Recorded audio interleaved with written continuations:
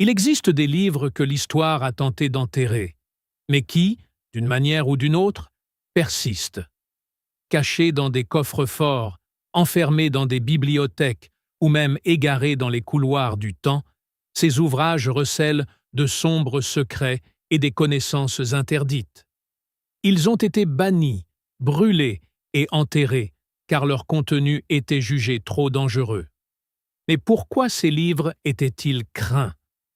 Qu'est-ce qui rendait leurs mots si menaçants qu'ils furent réduits au silence par les institutions les plus puissantes du monde?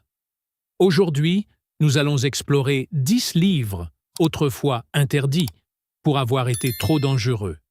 Ce ne sont pas n'importe quels livres, ce sont des manuscrits qui défient la réalité, remodèlent l'histoire et détiennent un savoir que certains préféreraient garder enfoui à jamais.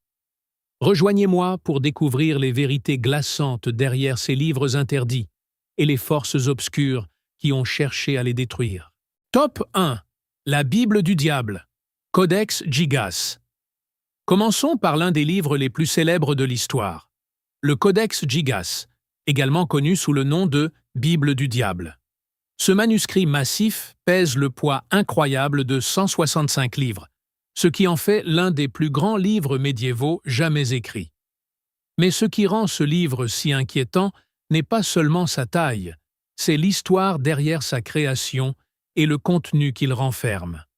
Le Codex Gigas aurait été écrit en une seule nuit par un moine nommé Hermann, condamné à mort pour avoir rompu ses vœux monastiques. Dans un ultime plaidoyer pour obtenir le pardon, Hermann implora qu'on lui donne la chance de racheter ses péchés en rédigeant un livre qui glorifierait Dieu. Ce qui est véritablement stupéfiant, c'est qu'au matin, le livre était terminé. Chaque page était impeccablement écrite, sans aucune erreur ni rature, alors que la création d'une telle œuvre aurait dû prendre des décennies. Comment un moine, emprisonné et condamné à mourir, a-t-il pu produire un ouvrage aussi monumental en une nuit? Certains pensent qu'Hermann a achevé le livre avec l'aide d'une force obscure. L'histoire raconte qu'Hermann aurait passé un pacte avec le diable en personne, lui permettant de terminer le manuscrit en une seule nuit. Et si le livre contient effectivement l'intégralité de la Bible, il inclut également des sections sur la médecine, l'astrologie et des rituels magiques, des sujets considérés comme tabous à l'époque. Mais ce qui rend le Codex Gigas si tristement célèbre, c'est l'illustration de Satan qui occupe une page entière. L'image représente le diable cornu, accroupi dans une pose contre nature, fixant directement le lecteur. Ses yeux semblent vous suivre où que vous alliez, et on raconte que regarder cette image trop longtemps hantera vos rêves. La représentation de Satan dans le Codex Gigas a engendré la croyance selon laquelle le livre est maudit, beaucoup de ceux qui l'ont contemplé souffrant de cauchemars et d'un sentiment d'effroi. Les circonstances étranges entourant la création du livre ne font qu'ajouter à son mystère. Selon les registres du monastère, Hermann n'a eu qu'une seule nuit pour créer ce livre. Mais comment cela a-t-il pu être fait si parfaitement? Des chercheurs ont spéculé sur une implication surnaturelle, ou peut-être un pacte scellé avec quelque chose de bien plus sombre. Le Codex Gigas était-il le produit de l'accord impie d'Hermann avec le diable, ou simplement le résultat d'un effort humain extraordinaire? Pour ajouter au mystère, certaines pages du Codex Gigas sont manquantes. Après avoir été saisi par les forces suédoises en 1648, le manuscrit a été conservé à la Bibliothèque royale de Stockholm, où il se trouve encore aujourd'hui. Mais tout n'est pas accessible au public. Les pages manquantes ont alimenté des rumeurs, selon lesquelles elles contiendraient des connaissances interdites, des rituels ou même des cartes vers des royaumes d'un autre monde. Que contiennent ces pages manquantes? Et pourquoi la Suède a-t-elle refusé toutes les demandes d'examen approfondi du livre de la part du Vatican? Le Codex Gigas n'est pas seulement un vestige du passé, c'est un rappel obsédant du savoir occulte qui a autrefois menacé d'ébranler les fondements de la société. Si Hermann a vraiment passé un pacte avec le diable, combien d'autres livres pourrait exister, caché dans des recoins oubliés du monde, n'attendant que d'être découvert? Pourrait-il contenir les mêmes connaissances dangereuses que le Codex Gigas, un savoir qui pourrait changer le monde? Top 2. Le grimoire du Dragon Rouge. Plongeons ensuite dans l'un des livres les plus sinistres jamais recensés. Le grimoire du Dragon Rouge. Ce livre, connu pour ses rituels dangereux et ses pouvoirs sombres, serait un guide étape par étape sur la manière de passer un pacte avec Lucifer lui-même. Le Dragon Rouge n'est pas seulement un livre de sorts.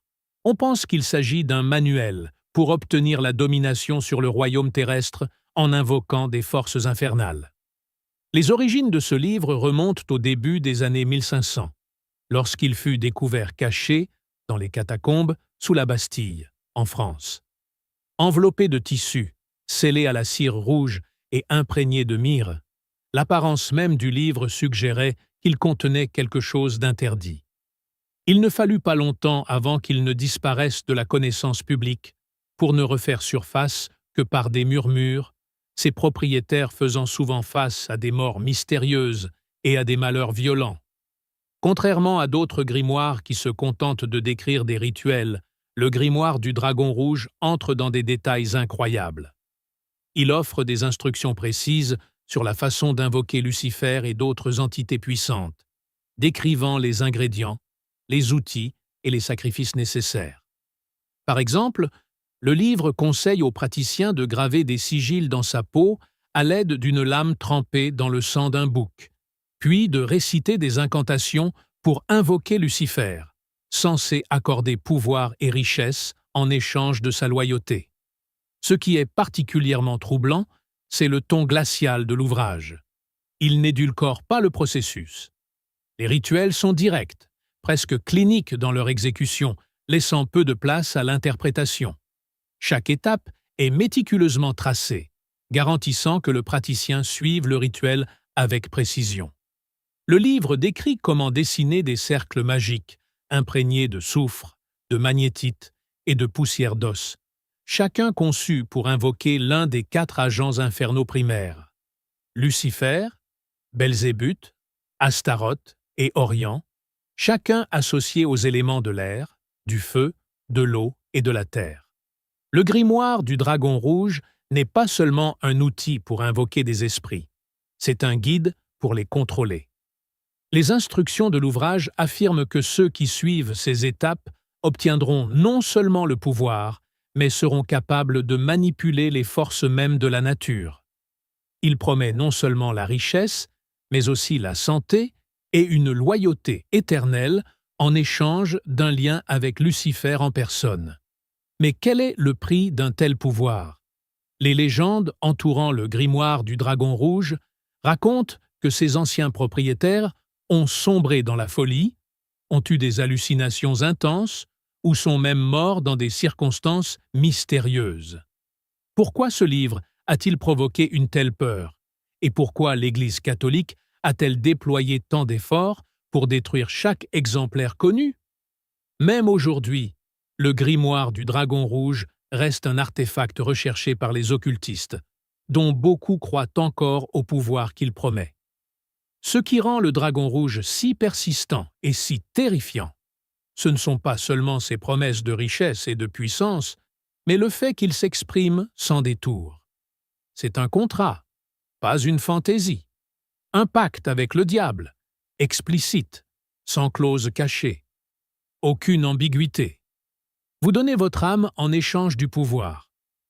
Le Dragon Rouge n'est pas qu'un livre, c'est un chemin vers la domination des royaumes terrestres et surnaturels.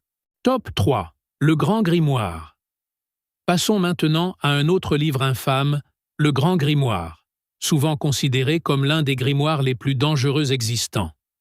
Ce manuscrit, que l'on croit avoir été écrit au XVIe siècle, détiendrait la connaissance ultime pour invoquer et commander Lucifer. Contrairement à d'autres ouvrages qui décrivent simplement comment invoquer des démons ou des esprits, le Grand Grimoire va plus loin. Il se présente comme un guide pratique pour forcer Lucifer à obéir à la volonté du praticien. Le Grand Grimoire a fait surface en 1750, relié en cuir sombre et dépourvu de nom d'auteur. Le manuscrit est rapidement devenu notoire en raison de ses instructions directes, presque cliniques. Il ne se contente pas de donner de vagues indices ou des rituels. Il fournit des méthodes claires, étape par étape, pour invoquer Lucifer et lui faire accomplir des tâches spécifiques. Ces rituels, contrairement à ceux d'autres grimoires, sont directs. Il n'y a ni supplication ni négociation avec Lucifer. Le praticien a pour instruction de lui commander en utilisant l'autorité accordée par un pacte. Le livre commence par décrire les conditions nécessaires pour invoquer Lucifer, y compris la préparation d'outils et de matériaux spécifiques. Le praticien doit posséder un couteau spécialement forgé dans du fer météorique, un triangle dessiné avec les cendres d'une aube de prêtres profanés et d'autres objets rituels qui doivent être préparés lors de phases lunaires précises.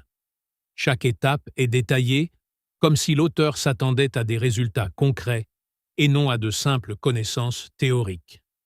Ce qui distingue le Grand Grimoire des autres grimoires est sa promesse de contrôle, pas seulement de connaissance ou de puissance. On dit qu'une fois Lucifer invoqué, le praticien peut lui ordonner de révéler des secrets cachés, de découvrir des trésors ou de le protéger du danger. Le livre décrit même comment forcer Lucifer à obéir, affirmant que le praticien doit endurer 13 nuits consécutives d'invocation, chaque rituel étant plus intense que le précédent. Si le praticien échoue, cependant, les conséquences sont terribles. Le texte avertit que l'échec entraînera la capture du praticien par Lucifer lui-même. Le plus inquiétant à propos du Grand Grimoire est son ton. Le livre n'est pas rempli d'un langage fleuri ou de métaphores mystiques. Au lieu de cela, il se lit comme un manuel technique. Il fournit des instructions précises, presque comme s'il s'agissait du mode d'emploi d'une machine. Cette approche glaçante donne l'impression que l'auteur ne traitait pas de concepts abstraits, mais parlait de forces réelles et tangibles, pouvant être contrôlées, si l'on sait comment s'y prendre. Malgré son âge, le Grand Grimoire a mené une vie persistante dans les cercles occultes. Au cours des siècles, de nombreux exemplaires ont été saisis et détruits par l'Église catholique.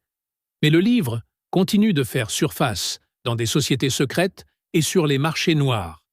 Certaines versions sont manuscrites, tandis que d'autres sont des impressions rudimentaires, mais le contenu reste le même.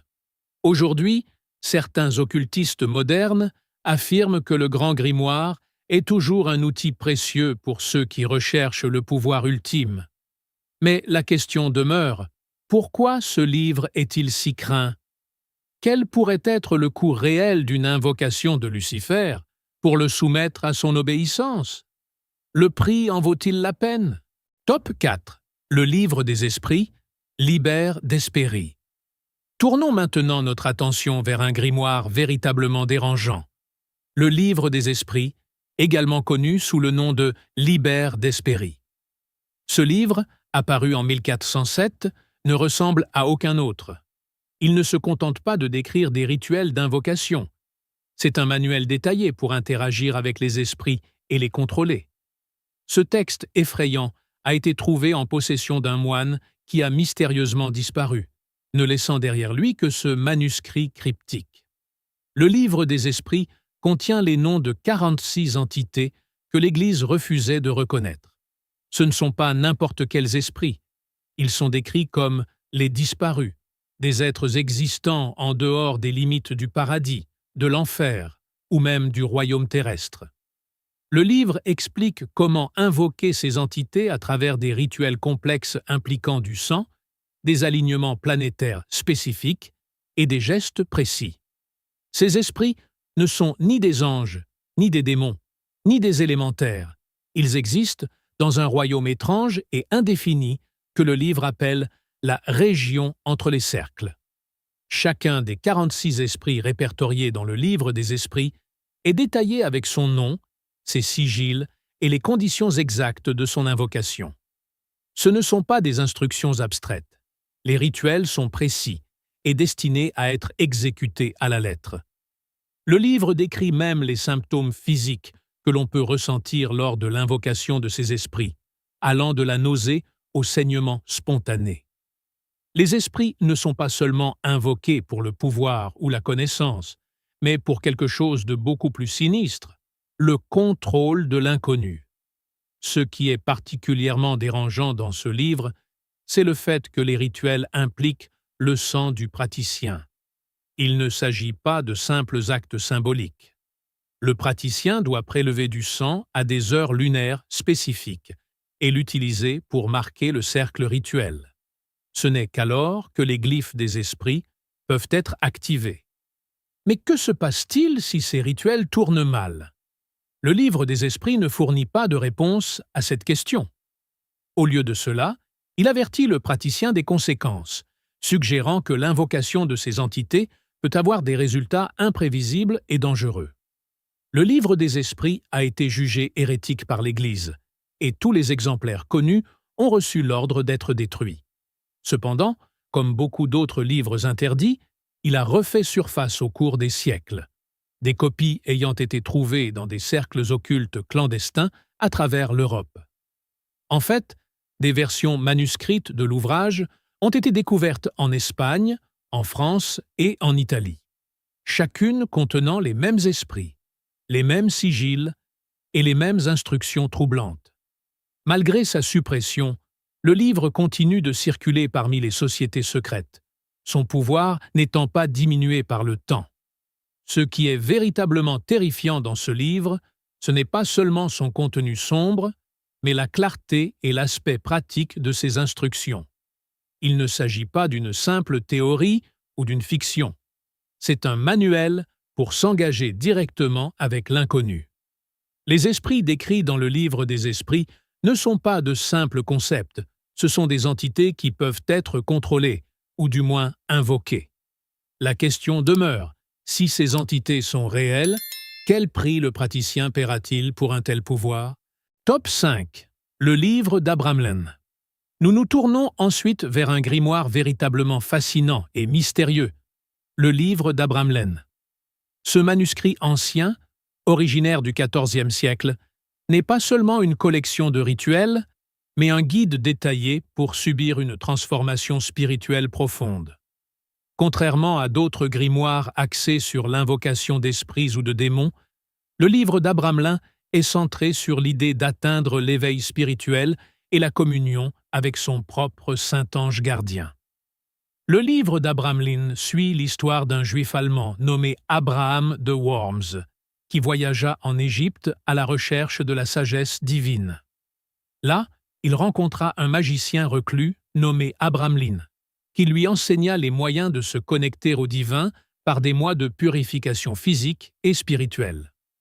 L'objectif ultime du livre n'est pas d'invoquer des démons, mais de leur commander, après s'être d'abord aligné avec sa contrepartie divine.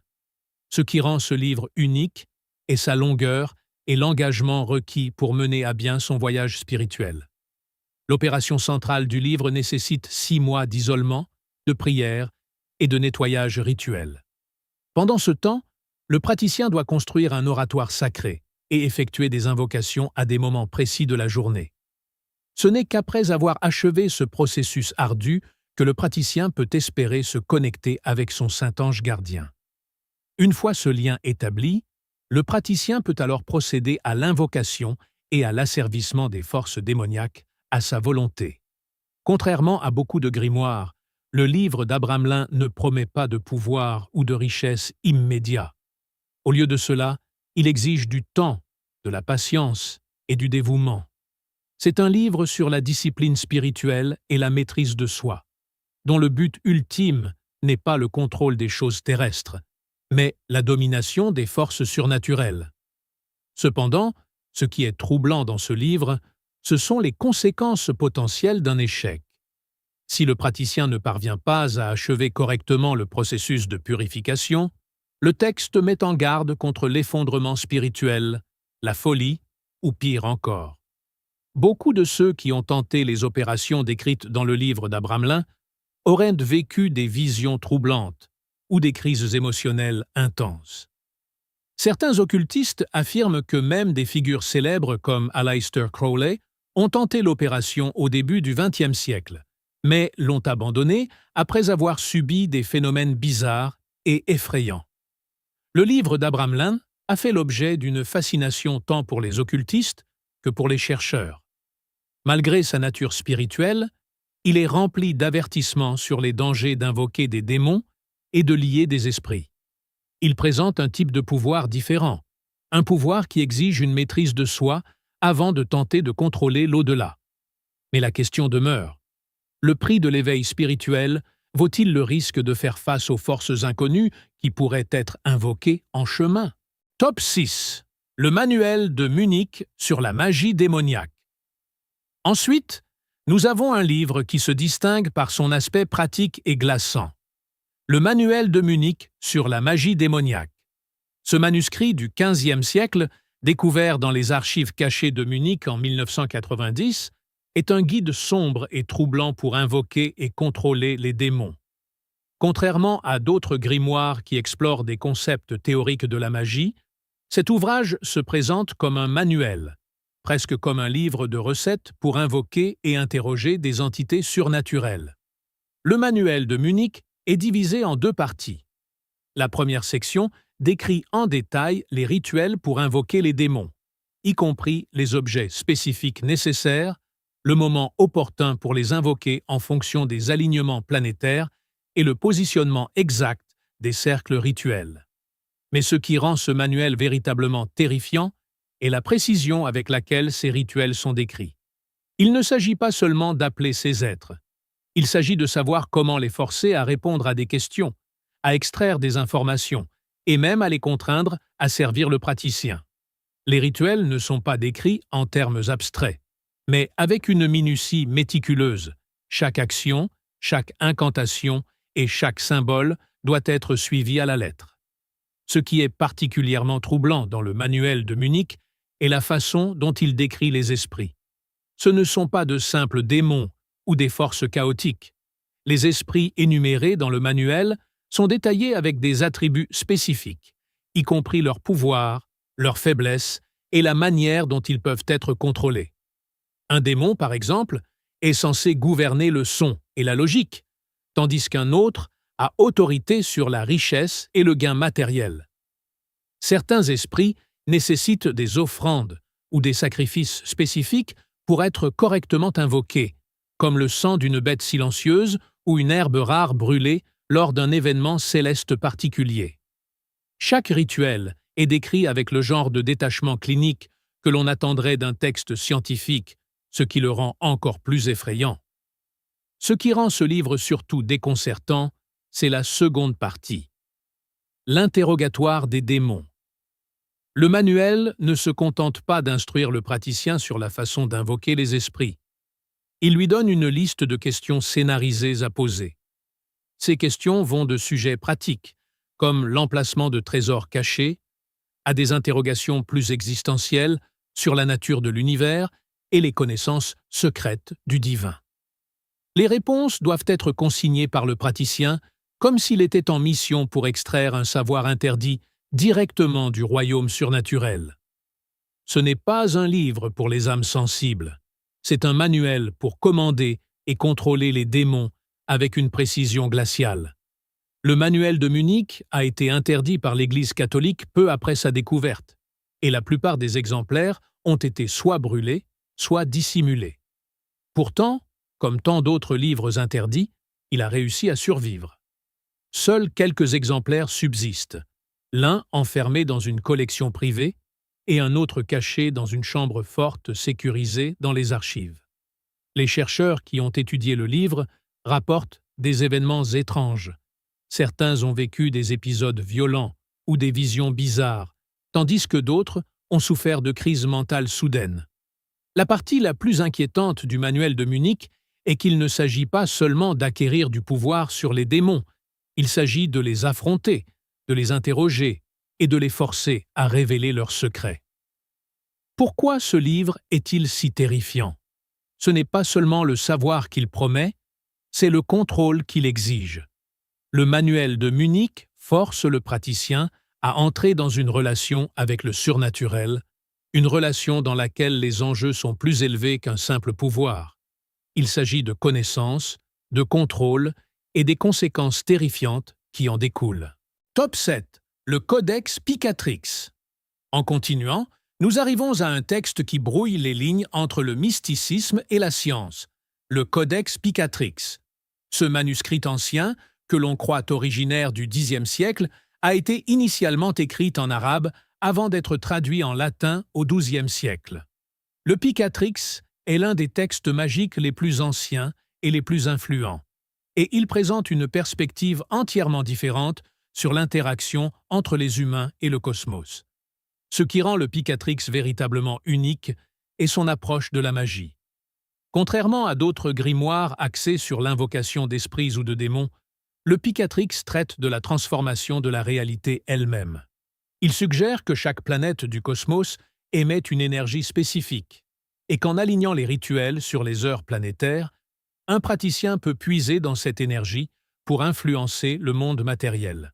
Le Picatrix est essentiellement un guide pour modifier la réalité en utilisant des méthodes astrologiques et alchimiques. Le livre regorge d'instructions sur la manière de créer des talismans, de fabriquer de l'encens et d'aligner les rituels sur les mouvements célestes pour obtenir des résultats spécifiques. Qu'il s'agisse de créer un talisman pour acquérir de la richesse, de la santé ou une protection, le Picatrix fournit des méthodes détaillées pour accorder l'esprit du praticien aux fréquences cosmiques. Ce qui est véritablement troublant dans le Picatrix est son ton clinique. Ce n'est pas un livre rempli d'un langage poétique ou spirituel, mais un ouvrage qui traite la magie comme une science de l'ingénierie. Les rituels y sont décrits comme s'il s'agissait de méthodes pour manipuler les lois de la nature, simples, précises et méthodiques. L'une des sections les plus déconcertantes du Picatrix est un chapitre qui décrit la création d'une statue vivante. Le livre enjoint le praticien à fabriquer une idole à partir de cire, de plomb et de résine végétale, puis à l'exposer aux influences planétaires pendant 40 jours. En cas de succès, l'idole commencera à parler et à répondre aux questions. Mais il y a un piège. L'idole doit être détruite après le rituel, sans quoi elle commencera lentement à corrompre l'esprit du praticien. L'idée de créer un objet conscient est à la fois fascinante et terrifiante, car elle remet en cause les frontières entre la vie et la matière inanimée. Ce qui est particulièrement troublant, c'est que le Picatrix ne se présente pas comme un recueil d'idées mythiques ou théoriques. Il traite la magie comme une force tangible qui peut être contrôlée et utilisée pour obtenir des résultats spécifiques et mesurables. L'approche du livre vis-à-vis de la magie est ancrée dans l'idée que l'univers est un système et qu'avec les bonnes connaissances, les humains peuvent s'y accorder et le manipuler. Cette idée d'ingénierie cosmique est incroyablement puissante, mais aussi incroyablement dangereuse. Le Picatrix propose que la pensée humaine, correctement alignée avec le cosmos, peut altérer le monde matériel lui-même. Mais si les rituels sont mal alignés, les conséquences pourraient être catastrophiques. Bien qu'interdit par l'Église peu après sa traduction, le Picatrix a eu un impact durable sur l'occultisme. Il a influencé les astrologues, les alchimistes et les mystiques pendant des siècles, et certains chercheurs affirment même que le livre a eu une influence sur des figures de la Renaissance comme Isaac Newton. Le Picatrix était un livre dangereux à son époque, et il le reste encore aujourd'hui, car il propose que la pensée et l'intention sont assez puissantes pour altérer la réalité. Top 8. La clé de Salomon. Plongeons ensuite dans l'un des grimoires les plus célèbres et les plus importants historiquement, la clé de Salomon. Ce texte ancien, que l'on pense dater du XIVe siècle, est largement considéré comme le manuel fondamental de la magie cérémonielle. On raconte qu'il a été écrit par le roi Salomon lui-même, la figure biblique légendaire censée posséder la capacité de commander aux démons et aux esprits. La clé de Salomon est essentiellement un guide pour invoquer, contrôler et bannir les esprits, les anges et les démons à l'aide d'un système complexe de rituels et de symboles. Ce qui rend la clé de Salomon si significative est sa précision et son souci du détail. Le livre est divisé en deux parties. La première se concentre sur les rituels de purification que le praticien doit subir avant de tenter d'invoquer des esprits. Ces rituels impliquent l'abstinence de viande, l'isolement social et l'accomplissement d'un cycle lunaire complet de prière et de jeûne. Ce n'est qu'après avoir franchi ces étapes que le praticien peut commencer à tracer les cercles rituels nécessaires à l'invocation. Ces cercles rituels ne sont pas de simples symboles. Chacun doit être dessiné avec un ensemble spécifique de symboles, incluant les noms d'anges, des symboles planétaires et des écritures anciennes. Les matériaux utilisés pour créer les cercles sont tout aussi spécifiques, du parchemin vierge, un couteau forgé dans de l'argent pur et une lame faite d'un type de fer particulier. Le livre insiste sur le fait que si l'un de ces matériaux ou l'une de ces étapes est incorrecte, le rituel échouera, ou pire, il pourrait inviter des entités dangereuses dans le monde physique. Ce qui est vraiment troublant à propos de la clé de Salomon, c'est le contrôle qu'elle promet. Le livre fournit une liste détaillée d'esprits, tant célestes qu'infernaux, qui peuvent être invoqués pour exécuter les ordres du praticien. Chaque esprit possède une fonction spécifique, telle que révéler des secrets cachés, localiser des trésors ou manipuler les rêves. Mais l'ouvrage avertit également que l'invocation de ces esprits est un processus délicat. Le praticien doit suivre chaque étape avec précision, sous peine de voir les esprits devenir incontrôlables, imprévisibles ou même hostiles. L'une des parties les plus dérangeantes de la clé de Salomon est sa description des outils de protection nécessaires. Le livre inclut des pentacles, des anneaux et d'autres objets qui doivent être gravés de mots de pouvoir hébreux spécifiques. Ce ne sont pas de simples bibelots magiques. Ils sont décrits comme nécessaires pour protéger le praticien des esprits qu'il tente d'invoquer. Le livre comprend même des instructions sur la fabrication d'un miroir permettant de vérifier si l'esprit invoqué obéit ou s'il trompe le praticien.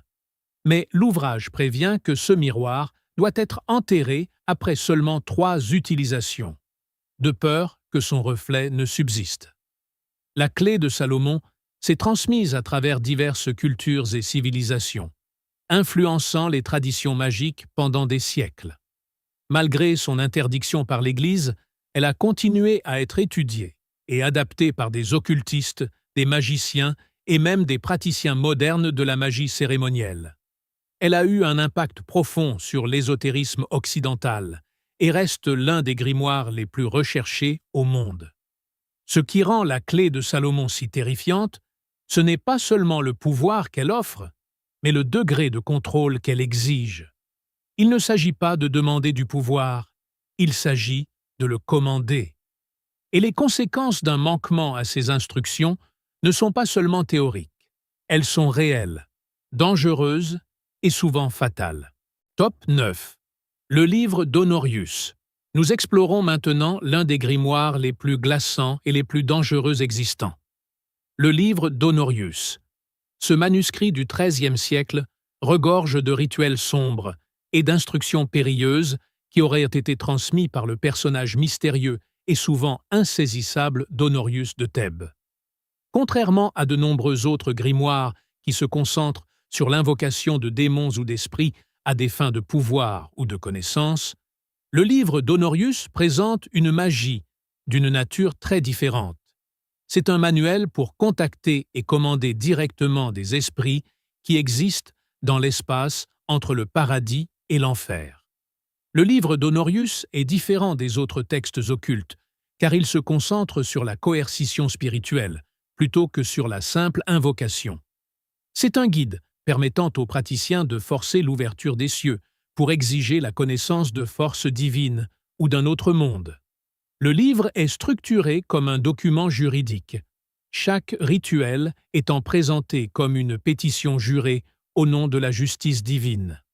Le praticien ne demande pas simplement le pouvoir, il l'exige.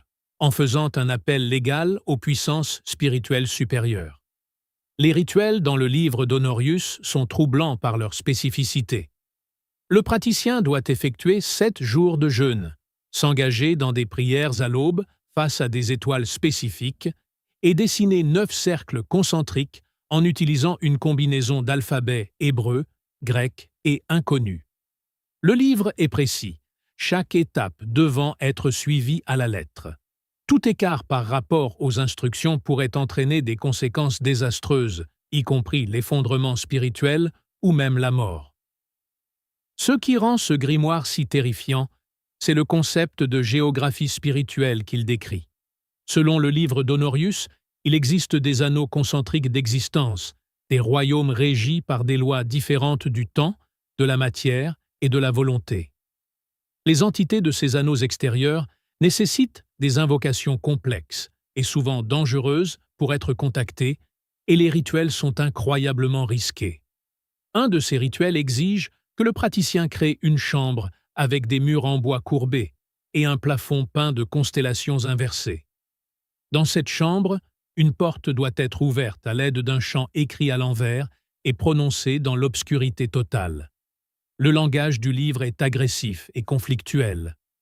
Le praticien est averti qu'il doit lier sa propre résistance, rejeter le conseil des anges et n'inviter que les entités qui ne craignent pas le monde physique. Les esprits dont traite le livre d'Honorius ne sont considérés ni comme des démons ni comme des anges. Ils sont tout autre chose, des êtres qui existent au-delà des frontières des ordres religieux connus. Ils sont décrits comme les oubliés, ou ceux qui se souviennent de l'écriture perdue. Leurs motivations sont floues, mais ils sont réputés posséder le savoir qui se trouve au-delà du royaume humain. En raison de sa nature dérangeante, le livre d'Honorius fut rapidement interdit par l'Église catholique. Il était jugé hérétique et dangereux, et plusieurs inquisiteurs ayant tenté de le traduire en langue vernaculaire auraient été tués en moins d'1 an. Le manuscrit est souvent considéré comme le vestige d'un ordre oublié qui pratiquait une magie et des connaissances interdites. Malgré son bannissement, des copies du livre d'Honorius ont refait surface tout au long de l'histoire. Des versions manuscrites ont été transmises au sein de sociétés secrètes, et certains chercheurs pensent que le texte intégral existe toujours dans des collections cachées. Des rumeurs font état de la découverte d'une édition complète de l'ouvrage en Roumanie dans les années 1970, mais le collectionneur qui la possédait a mystérieusement disparu, et aucune preuve de l'existence du manuscrit n'a été trouvée depuis. Le livre d'Honorius reste l'un des textes les plus craints et les plus insaisissables du monde occulte. Top 10. Le livre juré d'Honorius. Enfin, nous atteignons le livre juré d'Honorius, un autre grimoire profondément inquiétant à l'histoire glaçante. Contrairement au livre d'Honorius, qui se concentrait sur le contact avec des êtres spirituels de la région entre les cercles, le livre juré adopte une approche plus directe et plus dangereuse. Ce texte du XIVe siècle aurait été transmis par un moine nommé Honorius, mais cette version du livre est beaucoup plus sombre, offrant des rituels qui permettent aux praticiens d'invoquer non seulement des anges et des démons, mais aussi les esprits des morts et des damnés. Le livre juré d'Honorius est organisé comme un document juridique. Chaque rituel commence par un serment, un vœu inviolable qui lie le praticien aux conséquences de l'exécution du rituel. Le livre ne fait aucun effort pour cacher la gravité de ce qu'il suggère. Il n'y a aucune promesse de puissance ou de protection. Au lieu de cela, il présente les rituels comme des recours légaux, invoquant la justice divine pour tenter de forcer l'ouverture des cieux et exiger la connaissance qui se trouve au-delà. Chaque cérémonie, chaque invocation est formulée comme une pétition qui doit être jurée au nom de la loi divine, faisant des actions du praticien un processus quasi juridique. Les rituels décrits dans le livre juré sont bien plus intenses que ceux des autres grimoires. Le praticien a pour instruction de jeûner pendant 7 jours, d'effectuer des prières à l'aube et de faire face à des étoiles spécifiques durant ses invocations. Il doit tracer des cercles concentriques gravés de symboles anciens et de noms en hébreu, en grec et même dans des alphabets inconnus. Le livre ne laisse aucune place à l'improvisation. Chaque étape doit être accomplie exactement comme elle est écrite. Il n'y a pas droit à l'erreur. Et les enjeux sont immenses. L'échec d'un rituel est censé entraîner des conséquences catastrophiques, y compris la destruction spirituelle, ou pire encore. L'une des parties les plus troublantes du livre juré concerne ses instructions pour invoquer les esprits. Plutôt que de simplement solliciter leur présence, l'ouvrage ordonne aux praticiens d'exiger des informations, faisant du rituel une interrogation plutôt qu'une simple invocation. Le praticien doit invoquer l'esprit et le lier à un cercle de pouvoir, utilisant des chants et des symboles pour le contraindre à répondre aux questions. Le livre contient des listes de questions allant de préoccupations terrestres, comme l'emplacement de trésors cachés, à des interrogations plus existentielles sur la nature de l'univers et du divin. Les réponses, cependant, ne sont pas toujours directes. Le livre avertit que les esprits peuvent s'exprimer par énigmes, symboles ou rêves, mais jamais de façon limpide. Le livre juré d'Honorius était considéré comme si dangereux qu'il fut l'un des premiers ouvrages visés par l'Index Librorum Prohibitorum, la liste des livres interdits de l'Église catholique. Les exemplaires du livre étaient saisis et brûlés partout où on les trouvait. Pourtant, comme beaucoup de textes interdits, le livre juré a continué de réapparaître au cours des siècles. On dit que des versions de l'ouvrage ont été transmises par des sociétés secrètes, certains affirmant que certaines parties du livre furent même utilisées par des occultistes au XIXe siècle pour accéder à des connaissances cachées. En plus des dangers liés à l'invocation des esprits, le livre juré contient une section sur la manipulation du monde physique. Cette section implique des rituels qui, s'ils étaient exécutés correctement, accorderaient aux praticiens la domination sur les esprits des morts et des damnés. L'idée qu'un être humain puisse manipuler à la fois la vie et la mort par des moyens spirituels est à la fois fascinante et terrifiante. Le livre juré suggère que ceux qui sont assez audacieux pour accomplir ces rituels peuvent puiser dans ce pouvoir interdit, mais seulement au prix d'un immense risque personnel. Aujourd'hui, le livre juré d'Honorius est toujours considéré comme l'un des grimoires les plus dangereux jamais écrits. C'est un livre sur la puissance, le contrôle et la coercition spirituelle, un ouvrage qui ose défier la trame même de l'univers. Le livre juré n'était pas seulement un outil de magie, c'était un outil pour affronter l'inconnu, pour forcer l'accès à des royaumes que les humains n'étaient jamais censés toucher. Mais quel prix faut-il payer pour un tel pouvoir ? Le livre n'offre aucune réponse, seulement le rappel glaçant que certaines portes, une fois ouvertes, ne peuvent plus jamais être refermées. Ces 10 livres, chacun banni, enterré ou supprimé, sont bien plus que de simples vestiges d'un passé sombre. Ce sont des portails vers des connaissances interdites, assez puissants pour changer le monde, mais assez dangereux pour détruire ceux qui cherchent à percer leurs secrets. La question demeure, pourquoi ont-ils été si soigneusement cachés et que se passerait-il si leur savoir tombait entre de mauvaises mains? Si vous avez trouvé ces histoires fascinantes, n'oubliez pas de liker et de vous abonner à la chaîne pour plus de récits glaçants issus des recoins les plus sombres de l'histoire. Merci d'avoir regardé.